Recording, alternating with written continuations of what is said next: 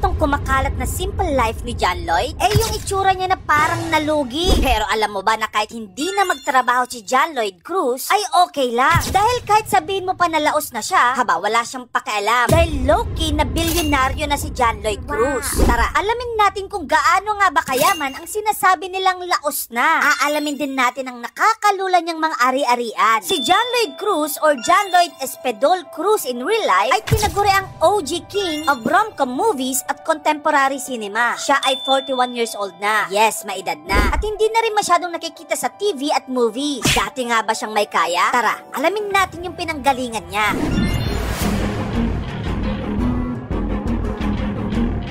15 years old pa lang si John Lloyd Cruz nang pumasok siya sa showbiz para tulungan ng kanyang pamilya matapos bumagsak ang negosyo ng kanyang ama. Hindi siya nagkamali sa pinili niyang karera dahil more than 10 box office hits ang kanyang na-achieve pagdating sa pelikula. At lahat yan ay may total revenue na 2.3 billion pesos. Kaya isa si John Lloyd Cruz sa highest grossing film actors of all time dito sa Pilipinas. Siya rin ang most awarded actor at kauna-unang Filipino Southeast Asian na tumanggap ng Star Asia Award sa New York Asian Festival. Pero ang major plot twist, naging sila ni Ellen Adarna na co-actress niya sa Home Sweetie Home, nagkaanak sila, pero at the end, naghiwalay din. Matapos nito, naglaylo na si John Lloyd sa showbiz at lumipat na sa GMA noong 2021. As of now, halos hindi na natin nakikita si John Lloyd Cruz sa mainstream media. Little did we know, tuloy-tuloy pa rin naman ang kanyang yaman, kitaan at pagpundar ng mga ari-arian.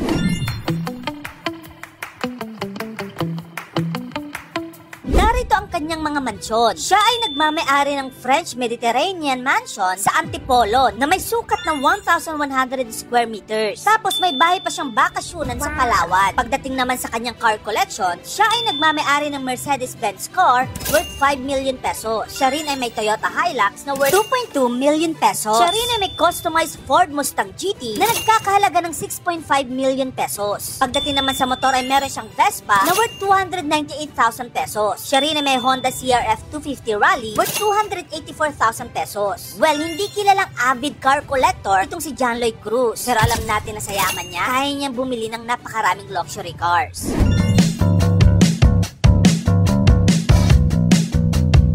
Si John Lloyd Cruz hindi lang magaling sa pagiging aktor, pero magaling din sa negosyo dahil naglunsad siya ng isang online app para sa mga tricycle drivers sa Laguna at tinawag niya itong Trike Now. Bukod pa dyan, marami ring investments ang aktor sa real estate at pati sa mga isla.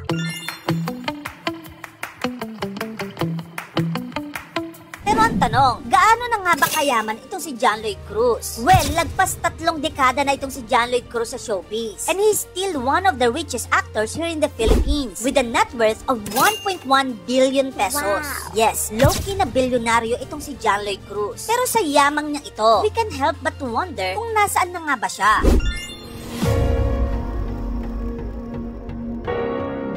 Sa totoo lang, hindi naman talaga tayo ginost ni John Lloyd Cruz. Active pa rin siya sa IG at nagpa-post ng mga life updates. Hindi rin siya tumigil sa pag-arte. May comeback movie pa siya entitled Money Slapper. Medyo tahimik lang siguro ang project dahil ibang genre ito. Independent produce ito, pero ang kaibahan lang, hindi sila nakapokus sa earnings or sa kitaan, pero isinasala ito sa mga A-lister film festival abroad gaya ng Venice Film Festival at isa pa, paborito siya ng premier independent film director na si Love Diaz. Pagdating naman sa Love Life, na-report ngayon na she's dating Isabel Santos now. Siya ay galing sa mayamang pamilya at isang big-time Filipino artist, kaya naman they could make a perfect match na yung isa big-time actor at yung isa naman rich girl. So pati yung relationship nila low-key na big-time. So ayan na nga, si John Lloyd ang example that even without exposures in mainstream media, hindi yan hadlang para gawin niya ang gusto niya dahil secure siya sa kung anong laman ng kanyang bangko. Anyway, may gusto ka pa bang mga artista na sa tingin mo ay wala na ngayon o hindi mo na nakikita sa camera at gusto mong kumustahin natin? Comment mo naman yan sa comment section. At kung gusto mo pa na maganda pang klaseng content tungkol sa idol mo, dito lang yan sa channel ko, kaya follow ka na. Yun lang, maraming salamat sa panonood.